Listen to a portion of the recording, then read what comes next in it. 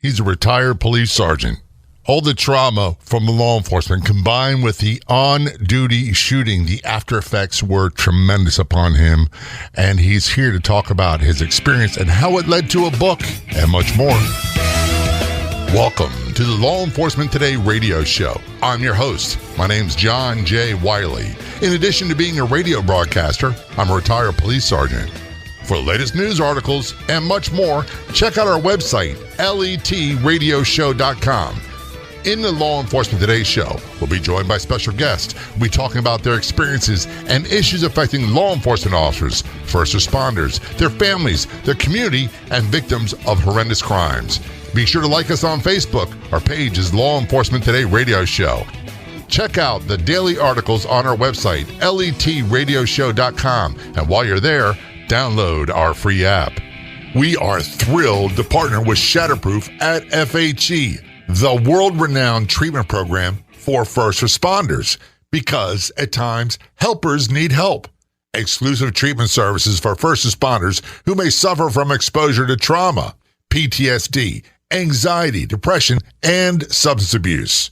For free 24/7 information, call 833-776-1420.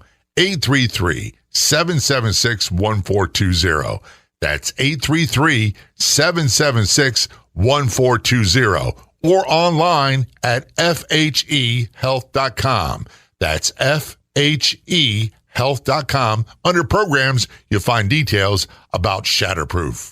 Contacting us from California, we have Michael Sugru on the phone. Michael is a retired police sergeant. He is also a United States Air Force veteran, and we had Michael on the show quite a while ago. He's returning to talk about what happened to him and how it's progressed into a book and much more. Michael, thanks for being guest on the Law Enforcement Today show. Very much appreciated. Thanks, Jay. Glad to be on. It's a pleasure to have you back. And it's so important that people understand. And part of the reason why we do this show is when there's officers involved in traumatic situations, if they're shot, they'll say the injuries are not life-threatening. That's the good news. They never talk about what they've been through after that, or the family goes after that. If the officer's involved in a shooting or use of force, they don't talk about what happens afterwards. And you were involved in a tremendous, horrendous use of force situation. Before we go into that, you did a career in the Air Force. You left the Air Force honorably as a captain and went into police work almost immediately, correct? Correct. And in your career in law enforcement, how long were you on the job? So 6.5 years in the Air Force and about 14 years civilian, so 20.5 years. Your service in both the Air Force and law enforcement, you encountered a lot of trauma. Am I correct? I did. I mean, literally hundreds of traumatic incidents. Those things take their toll, and we'll talk about that in a bit. I want to talk, for those who did not catch your first interview, you had an encounter that involved deadly use of force. How long were you on the job when that occurred? So when that happened, I was about 8 years into my civilian law enforcement career, but I was a brand new sergeant, so I literally had just been promoted and was on my second solo shift as a sergeant. So you were really new as a sergeant then? I was. I mean, literally, I went through an informal FTO process, rode around with a bunch of other sergeants, and it was right around the holidays, minimum staffing, and it was my second full week as an actual patrol supervisor. One of the reasons I bring that up, because I got promoted sergeant about 7 years on the job, very similar. We went to about a week's worth of training, management training, and then got thrown into it. And part of it is it's a tremendous juggling act. You got to take care of your people, make sure they're okay, and then also make sure they do the job the best way they can so that civilians and community gets the best appropriate response all the time. Absolutely. And for me, too, I had the hard time of giving up the proactiveness because I was a go-getter and I loved doing stops and arresting people. And so that was the other difficult part, was learning that, my job really was to be the supervisor and not to be the officer out there doing the initial contacts and stops. Well, the funny thing is I never did figure that one out. I got better further in my career.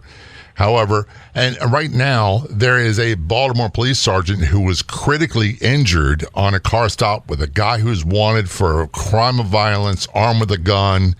The guy took off, hit a car. The officer's critically injured. And he had 27 years on the job, and he's been a sergeant for a while. And here's the scary part, Michael. That happened on my old post, and my career was ended due to an act of violence just a couple blocks away from there. It's shocking. People think that this is never going to happen. And the reality is it can happen anywhere at any time. It doesn't matter what city, how long you've been on the job, but we're willing to do that. We're willing to put our lives on the line every single day. Yeah, we are. And I don't know, and maybe you've got the answer to this. Maybe you don't. I don't know that for my case, there wasn't a magic switch where I could turn off. You're a police officer, you're a sergeant now, and your job is to be a frontline supervisor and never do proactive police work. I never found that switch. Honestly, I never found it either. I mean, my heart and soul was in making a difference, in catching bad guys, and that constant adrenaline rush, the excitement of outsmarting the criminals and catching them in the act. I mean, that still is in my blood today, and that's one of the things that I miss most about the job. I got to ask you this. When you look back in retrospect, do you find that maybe you were addicted to the adrenaline of the job, the rush of catching bad guys? Absolutely. I mean, without question, I always wanted to be the first one on scene. And when I wasn't going to a call, I was trying to find a reason to stop somebody and get into something. Yeah, I look back and I jokingly tell people, I must have been addicted to the adrenaline rush, especially getting shot at, because part of me thrived under that. And to be totally honest with you, when my career is over, I really struggled because I didn't know what to do, and I was bored out of my skull. Well, for most of us, that's our identity. That's all we know. And like you said, even whether you retire or you're off on injury, that's when officers get themselves into trouble because they don't know what to do with themselves. And, when we're operational, we're good to go. But it's during that downtime, that's when we start to think, and the reality sets in that we're no longer part of this profession. The other thing, too, is before we get into the incident in your career, there's a big parallel. And I've known Michael quite a while. There's a big parallel that when I knew my role as a cop, I knew what I was supposed to do. I knew the patrol tactics, the procedures, the requirements, the law, all those things. And I knew where I fit in. I knew how to do the things.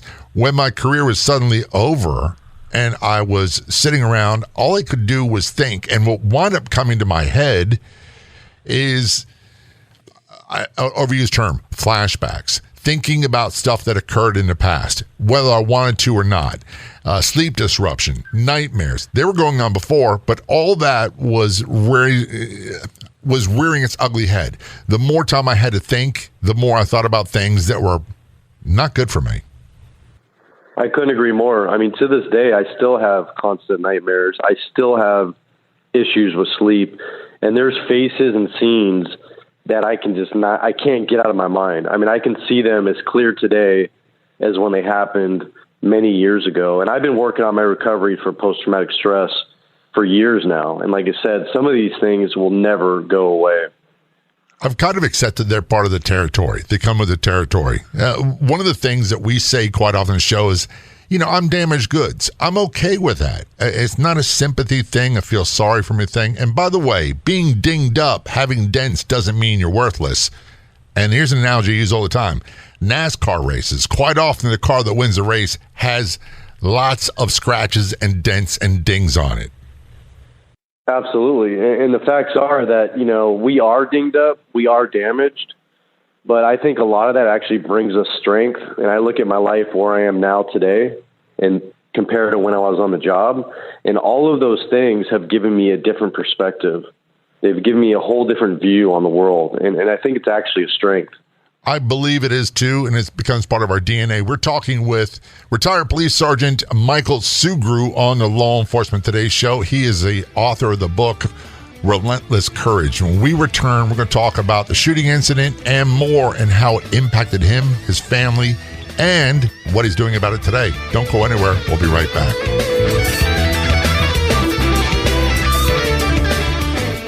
Every day that you put on your uniform and go to work, someone may be counting on you to be there for them in a life or death situation, because emergencies can happen at any time and to anyone. The question is, where do first responders turn when they are in crisis? At FHE Health, our specialized treatment program has helped many first responder families successfully manage PTSD, addiction, and other mental health issues. Struggling? Call FHE Health today at 833-776-1420 or online at fhehealth.com. Are you wondering where you can find more great podcasts?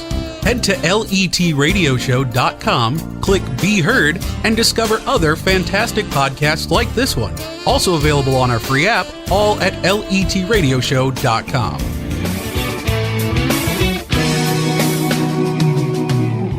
Return conversation with Michael Sugrue on the Law Enforcement Today show. He is a retired police sergeant from California, Walnut Creek Police Department. He had a Distinguished Service Medal. He's also an Air Force veteran, honorably discharged at the rank of captain in 2004. And he was diagnosed with post-traumatic stress disorder, which has led to a lot of work that he does to recover and help others, and his book, Relentless Courage. Before we end the break, Michael, we're talking about your career, and there came a point you were promoted to sergeant, your second shift as a sergeant, and the nightmare scenario occurs, correct? Something I never imagined. I mean, literally, we talk about anything can happen, but this was the worst night of my career. What happened? So literally, it was our Friday. We were a couple hours from going off duty. It was right after the holiday, and so the shift was just quiet. I mean, nothing was going on the entire shift. And out of the blue, the alert tones come on the radio. Dispatcher starts screaming, and she puts out on the radio that there's a man and a woman barricaded inside a condo, and there's a man with a butcher knife. And at that moment, I just remembered the hairs on the back of my neck started up, and I started just driving as fast as I could, getting to the scene. And I literally arrived in a couple of minutes, and I was the first one on scene, and I didn't know where this address was. And as I got out of my car, the dispatcher puts out again that units, there's a struggle. And she loses all contact with the couple inside. And at this point, my partner and I just start running towards the sounds of the scream. We can hear a woman in the distance just screaming for her life. We end up getting to this open courtyard of this condominium complex, and it goes dead silent. Eventually, we find the condo, and we notice there's a huge louvered window that's shattered inside the condominium. And we know we've got more officers coming, but we got to get inside because we don't know if this couple is bleeding or dying out or has been killed. And so her and I go in, and at first we don't see anything. It's just dead quiet. Eventually we get to the bottom of the stairs. We've got our guns out. We're announcing ourselves. Police, come out. Show us your hands. And initially there's nothing. And then seconds later, a male subject comes out at the top of the stairs, just sweating profusely. His eyes are wide open, and he's just staring straight through us as if we're not there. Initially, we can't see his right hand. And again, we're giving him commands. Eventually, he comes out a little bit further, and we can see he's got a full-size butcher knife in his right hand.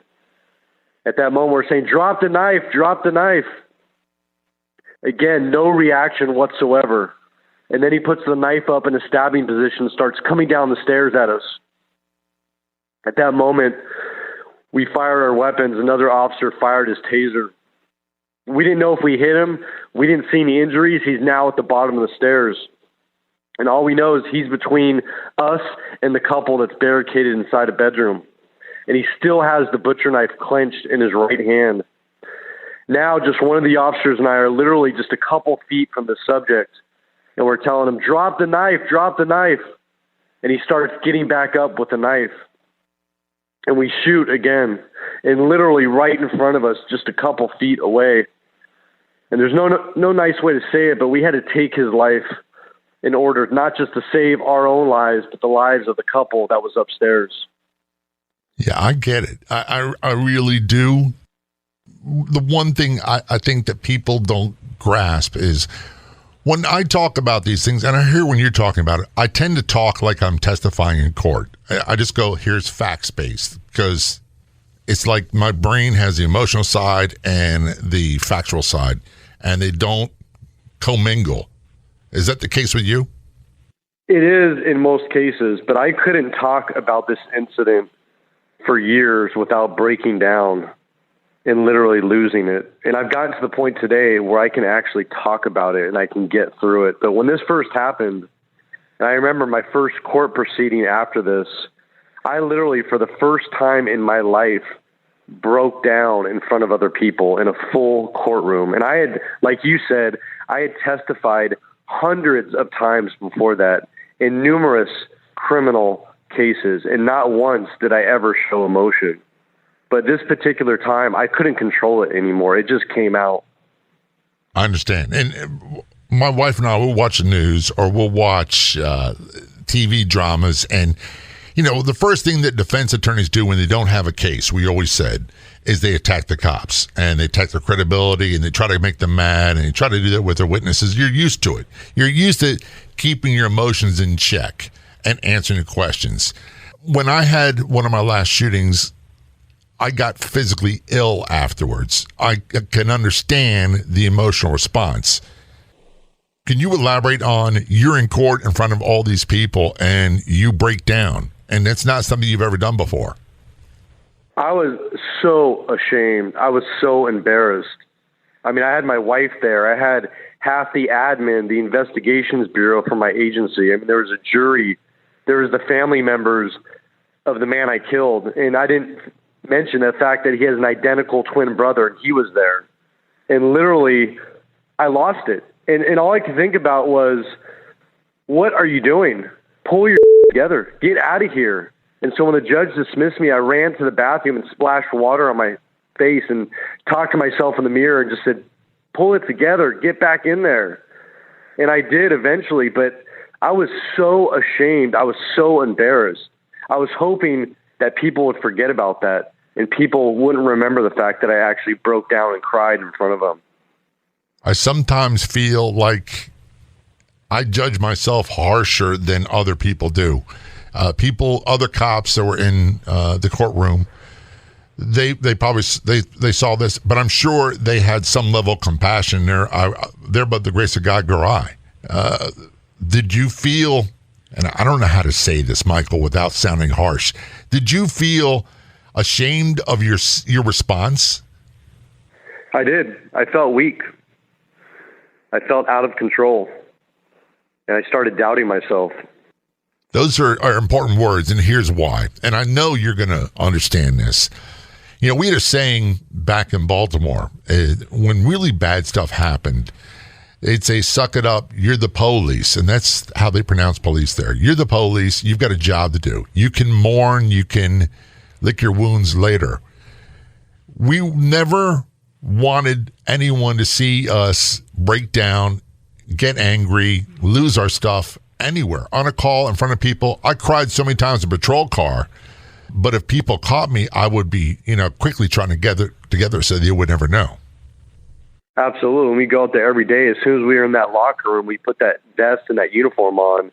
We've got to go into operational mode, like you said. And we're the ones that when you call 911, we've got to come to the scene and see the worst of the worst. And we have to take control and we have to maintain control. And if we're to lose it in front of them, that's not good. We're going to lose that control that we need to take.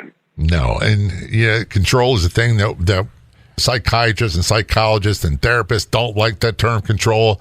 It's part of what we did, and want to control the situation, control the people in it, and control yourself. This is Law Enforcement Today's show. Return to our conversation with Michael Sugrue, a retired Walnut Creek Police Department sergeant and also author of the book Relentless Courage, Winning the Battle Against Frontline Trauma. Don't go anywhere. We'll be right back. Missed an episode of Law Enforcement Today? You don't have to anymore, because now you can listen to it on Podopolo, the free new app that makes listening anytime, anywhere so easy.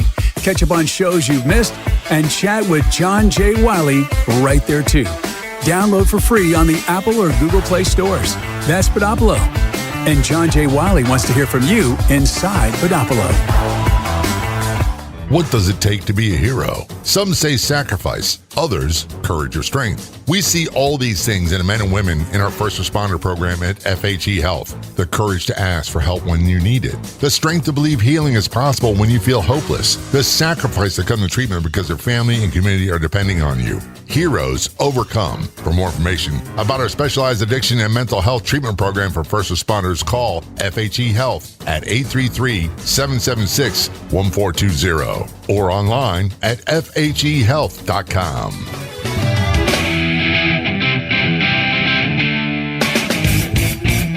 Return our conversation with Michael Sugrue on the Law Enforcement Today show. Michael is retired police sergeant, retired from California. He is also U.S. Air Force veteran, honorable discharge in 2004 at the rank of captain, and he served with the Walnut Creek Police Department. For winter break, Michael, you're talking about this shooting, and the guy died, and you're in court, and you're giving your testimony in court, and you lose it. You break down. You get emotional. All those things happen. I understand it.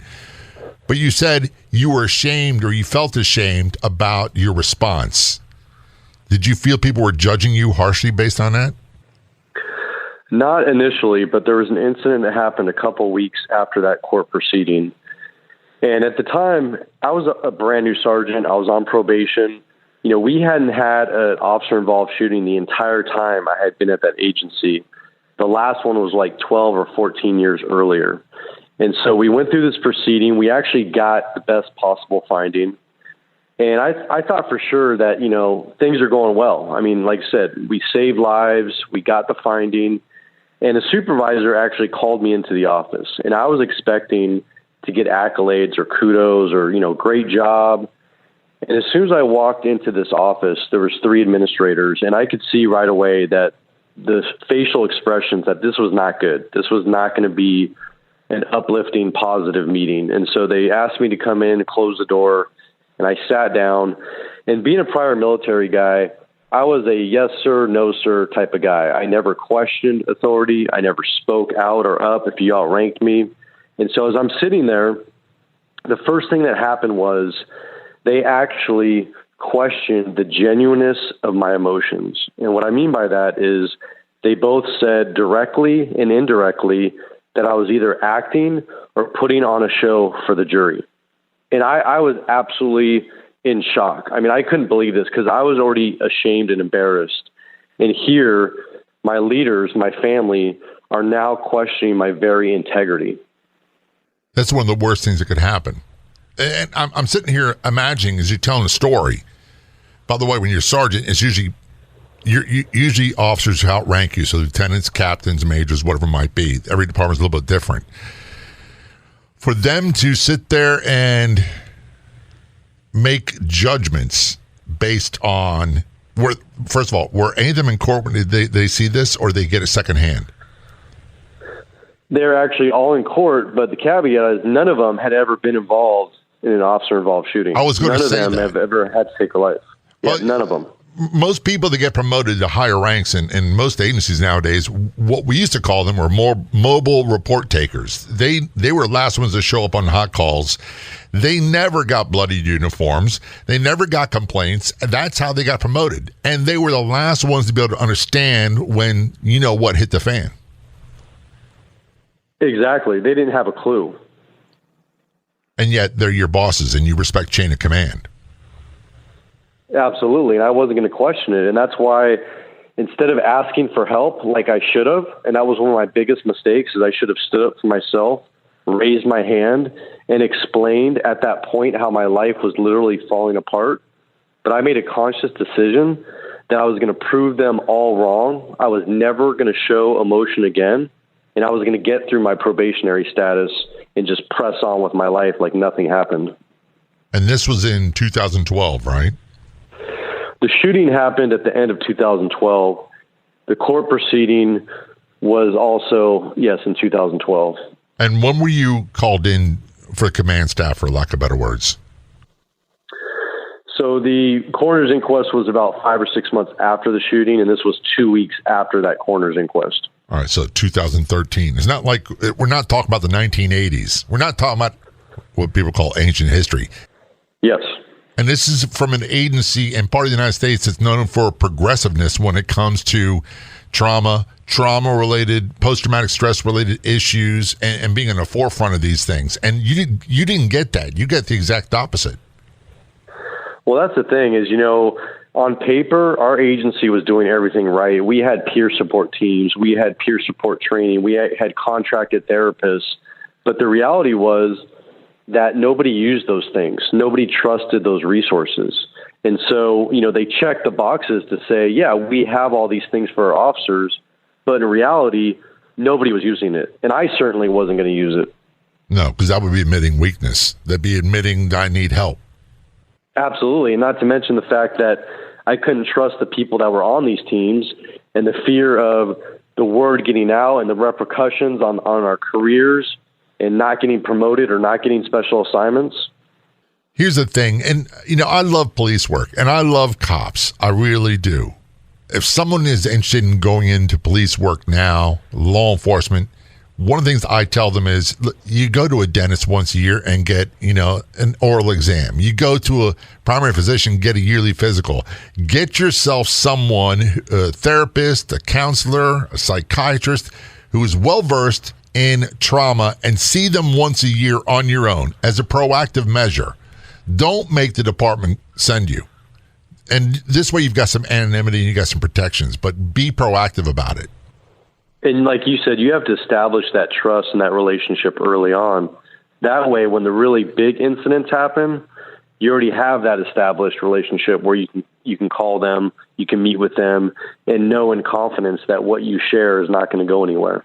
How was your personal life affected by this? You mentioned earlier you got PTSD. You would never let them see you break a sweat. I'll do everything the right way. That's impossible to keep up all the time. Something had to suffer. Well, I started having major marital problems a couple months after the shooting, and that's why I actually invited my wife to that coroner's inquest, because I didn't have that open communication with my spouse. I made the mistake of early on in my career saying that I would never bring the job home. I would never talk about the job because I thought I'd be protecting my family. And so right after the shooting, I started isolating. I had constant nightmares. I couldn't sleep. I was drinking. I didn't want to be around any family members. And literally, my marriage fell apart. And months later now, I'm getting a divorce. I'm fighting for custody of my daughter. And then I'm starting to have repeated health issues due to stress. My stepfather, who was my hero, he was a retired police lieutenant. He got diagnosed with stage 4 lung cancer at 58 and died months later. And so literally everything in my life started falling apart. And you had potential for disciplinary action going on at work as well, too, didn't you? Well, we were under investigation after the shooting, by the DA and by the IA, but we actually were sued immediately by the family of the man who tried to kill me. And we endured 4 years of a federal lawsuit to the point where eventually I was actually a defendant in San Francisco in federal court in 2016. The reason I'm bringing this up, police or law enforcement-related suicide has been an issue for a very, very long time. And there's a triad, and I'm not an expert, but there's a few things that are in common for most of these. One is trauma-related symptoms, PTSD, substance abuse, alcohol primarily, marital problems, and or disciplinary problems at work. When all those combined, quite often, these men and women, my brothers and sisters, wind up taking their own lives. And some of them do it on a station parking lot, as if to say, I'm going to show you what you did to me and my family. You hit it on the head. The fact is, and most people aren't aware of this, but all first responders, especially law enforcement, we are much more likely to die by our own hands than the hands of another. And, you mentioned the obvious example of someone taking their own life in the back lot, but what about the officers who decide not to wear their vest that day, or who are driving at a high rate of speed and aren't wearing their seatbelt, right, and hope to die in the line of duty? And that's where I was. I was hoping that I died in the line of duty. I didn't want to be here anymore. My suffering got that bad. We're going to take a short break. We're talking with Michael Sugrue on the Law Enforcement Today show. When we return, we're going to talk about his recovery from PTSD, and how it led to his best-selling book, Relentless Courage, Winning the Battle Against Frontline Trauma. Don't go anywhere. We will be right back.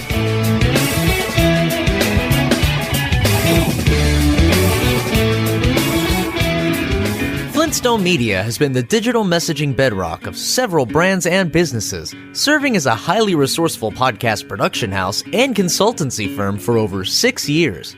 Work with a leader in the industry and add a new podcast to your brand's content offerings. From show development and setup through recording and distribution, Jemmy will lend her experience launching dozens of podcasts and producing over 1,000 episodes, making creating your show a simple and easy turnkey process for you. Visit flintstonemedia.com for podcast samples. That's flintstonemedia.com. The place to be online is our Facebook page. Do a search on Facebook for Law Enforcement Today radio show. You'll get access to unique news articles, editorials, and so much more. That's Law Enforcement Today radio show on Facebook. And if you're on the Clubhouse drop-in audio chat app, be sure to look for me and follow me. My name's John, the letter J, Wiley, W-I-L-E-Y. You can also search for @LET Radio Show. That's John J.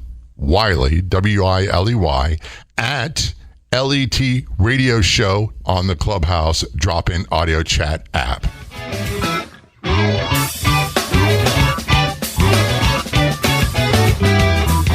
Return our conversation on Law Enforcement Today show with Michael Sugrue, who is a retired Walnut Creek Police Department sergeant. He is also a United States Air Force veteran, honorably discharged in 2004 at the rank of captain. And due to the trauma of law enforcement, the trauma in military service combined with the fatal shooting that you were involved in, you were diagnosed with post-traumatic stress disorder, and you wound up having a lot of issues at work, at home, and there's no way of sugarcoating this, is there? No, I mean, like I said, I literally was losing everything, and I got to the point where I didn't want to be here anymore. I literally wanted to die in the line of duty. Going out in a blaze of glory, as they say. Exactly. It's the opposite of suicide by cop. It's suicide by bad guy. And I figured if that happened, I'd be a hero, I'd be memorialized, and my daughter was very young at the time, and she would never forget who her dad was. And that's what I was worried most about, is that somehow my daughter would forget who I was and how much I loved her. One of the things that resonates to me, Michael, is so many guests I've had on the show and so many people we've interviewed at Law Enforcement Today. Just go to letradioshow.com. You'll find some of the articles that were severely injured, cops, other first responders, severely injured that survived, many of them with post-traumatic stress-related symptoms. They all said, I wished I had died. My family had been much better off financially than me surviving. And part of that is the overwhelming sense of guilt and shame for, I believe, the type of person they've become. Was that an issue for you? It was. You know, I was so focused on my career and on the job that I wasn't there at home. I wasn't present. I wasn't the spouse that I should have been. I wasn't the father that I am today. And literally, I just felt, you know what? They're going to be much better off if I'm not here, and they're going to be taken care of. Yeah, I get that. And there's really no way of saying adequately so people understand the effects of that feeling. So I'm going to fast forward. You were having a lot of problems in your personal relationship, your relationship with your daughter. Your marriage was ending, and you felt like ending it all. I did, and I was actually putting myself in scenarios at work, putting my officer safety aside, knowing that bad things could happen. And it actually was a tragic incident of my best friend trying to take his own life that pulled me out of this darkness. He actually saved my life by trying to take his own life. And that's when I finally got the strength and courage to ask for help. There you go. That's the thing I was looking for. You weren't able to make the progress you've made so far on your own. If you could have, you would have a long time ago. Is that a fair assessment? It is. I mean, literally, I didn't know about any resources. There wasn't anybody I could turn to. And now I found out that there's endless resources out there for first responders, from text lines, hotlines, week-long programs, therapy, group meetings, medical procedures. And I've done so many things to get better and to recover from post-traumatic stress. And that's what I want people to know, is that there's not one magic thing that works for everybody. Usually it's a combination of different things, and it takes patience. It takes times. And in my case, there was good days and bad days, but I'm here to tell you that there's a whole new life on the other side of this, and I'm living life to the fullest today. Would it be fair to say your life is pretty good today in spite of? My life is as I never imagined it. I mean, I have a whole new purpose. Like my primary purpose in life is to be a father, and I'm a good father today.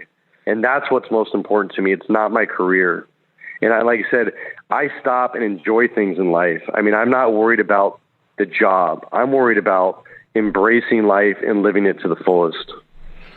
So much of my self-worth was based on your police. You're really good. You have a lot of honor, integrity, and those things are still important to me. However, there came and it wasn't my choice. My career was ended, but there came a time where I had to make some hard choices. What kind of life do you want? Now this is not part of the picture anymore. What kind of life do you want? And that sounds like where you wound up. Absolutely. And like I said, I never imagined it, but my life now is giving back. It's helping first responders, my fellow brothers and sisters who are out there suffering in silence like I did for far too long. One of the things I see you do quite often on social media, and we'll talk about your social media locations in a bit, is you're really big into smashing the stigma. And one of the things that I say is, for far too long, we've relied on other people to smash the stigma. Bosses, command staff, whatever they might be. I think a lot of the burden starts with us saying, hey, I went through this. I was damaged. I'm okay now. Here's what it took to get okay. And by the way, you don't seem to be okay. What can I do to help you?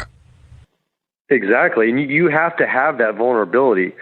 How do you expect somebody to come to you, whether it's as a peer or a supervisor, and have them open up to you and share things if you're not willing to be vulnerable yourself? And so we need to start that at all levels. We need to start it in the police academy. We didn't have that in the FTO program. I mean, we need to lead by example and say, look, I know you're just starting this job out, but let me tell you the things that are going to happen. Let me tell you the effects on your physical health, on your mental health, the effects on your family and your relationships and your marriage. We need to talk about this stuff openly so that they know it's coming. They know what to expect, and make it normal just having these discussions. That's the key, is you smash the stigma by normalizing conversations about the realities of the job and the effects of the repeated trauma that we see. You know who helped me the most with that were Vietnam combat veterans. And they said, yeah, it was different. There's a lot of things that were different. But they said, we came back home. And here I was, and I was damaged. I had to make some tough choices. And if you want to make those choices, we're here to help. I'm glad you bring that up, because my best friend who tried to kill himself was a Vietnam veteran. And thank God he survived, but he actually has a chapter in our book that just came out. But in addition to that, I want to give you a correlation and point out the fact that our law enforcement officers are being treated today like our Vietnam veterans were when they first came home from the war. I agree with you 100%, and the media is first in line with it. Before, there's so much more we could talk about, Michael, and you know what? I have to have you back for a third episode later on in the future. A lot of your personal journey, you wound up writing a book called Relentless Courage, Winning the Battle Against Frontline Trauma. This is along with Dr. Shauna Turner, I believe it is. Shauna Springer, Dr. PhD. Shauna Springer. Yeah, tell us, how did that come about? Ironically enough, Dr. Shauna Springer is from the city where I worked in, but we never knew each other. And she reached out to me a couple years ago, right before COVID, just because she saw what I was doing on social media and the discussions I was having, and she wanted to share what she's doing. And she's a psychologist who's worked with combat veterans and first responders most of her career. So she's culturally competent. She truly gets it. And during our first discussion, she actually asked me, have you ever thought about writing a book? And I said, well, it's funny that you asked me that, because other people have asked, but I really don't think I have the bandwidth. I don't think I could write a book right now because literally I'm just burnt out from 20 plus years of report writing, and post-traumatic stress has just wreaked havoc on my focus and my creativity. And so we kind of left the conversation at that. And a couple months later, she called me back and said, look, she's like, I've really been thinking about this, but your story has resonated with me so much. And this is going to help countless people, not just first responders and veterans, but it's going to help the public. It's going to help them see law enforcement in a whole new light. And she said, I want to make your book a reality. And so Doc Springer is the one that made this whole thing happen. And it's been an amazing collaboration. And the fact is that this book is much bigger than me or my story. This book is going to help everyone. Doc Springer breaks it down in general terms so that everyone's going to see why these things have such an effect on us. They're going to see, the impacts of hundreds of traumatic incidents. But more importantly, they're going to see hope, and they're going to see a journey of recovery, and they're going to see that it is possible to come out on the other side of post-traumatic stress. And the book is called Relentless Courage, Winning the Battle Against Frontline Trauma, along with Dr. Shauna Springer, PhD. How can people get a hold of you? You're all over social media, correct? I am. So LinkedIn, I'm on there. I check messages every single day. On Facebook and Instagram, I run a couple pages. The first one is called First Responders First. Lots of great information on there for all military, all first responders. And the second page is Sergeant Michael Segru on both Facebook and Instagram. Michael, I want to thank you so much for being a guest on the show. Very, very much appreciated, brother. Thank you, brother. I'd like to thank our guests so much for coming on the Law Enforcement Today radio show. The Law Enforcement Today radio show is a nationally syndicated radio show broadcast on numerous stations once a week and growing. If you enjoyed the podcast version of the show, please do me a big favor.